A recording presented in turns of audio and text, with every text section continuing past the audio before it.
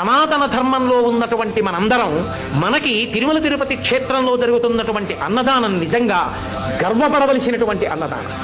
మీరు వెళ్ళి చూడండి. అక్కడ ఇప్పుడు ఒక పెద్ద గోడ ఒకటి ఆ నిర్మాణంలో వచ్చింది. ఆ గోడ మీద ఒక అద్భుతమైనటువంటి చిత్రాన్ని రూపకల్పన చేస్తున్నారు. సలహాలు ఇమ్మని కోరుతూ పుస్తకాలు పెట్టారు అక్కడ. శ్రీశైల క్షేత్రంలో బయలుదేరి త్రిపురాంతకం వచ్చి, త్రిపురాంతకంలో బయలుదేరి మహానంది వచ్చి, మహానందిలో బయలుదేరి అహోబల క్షేత్రం వచ్చి, అహోబల క్షేత్రంలో బయలుదేరి తిరుమల వస్తాయి. ఈ మధ్యలో ఉన్నటువంటి కొండలు పరమ పావనమయ్యా నంది మండలము అది ఎలా ఉంటుందో ఒక ఊహాచిత్రంగా ఊహిస్తే, ఆ కొండల మధ్యలోంచి ఎన్నో కొండలు, ఇన్ని కొండల మధ్యలో ఉన్నటువంటి ఈ క్షేత్రములను, కొండ మీద ఉన్న క్షేత్రాలకి ఉన్న మార్గం ఒక పెద్ద పావు మిలికలతో పడుకున్నట్టుంటుంది. అది వెంకటాచలం దగ్గరికి వచ్చేటప్పటికి పడగలు విప్పి శేషుడు అవుతుంది. దాని మీద ఆనంద నిలయం ఒక మణి అవుతుంది. ఆ మణిలో పరమేశ్వరుడు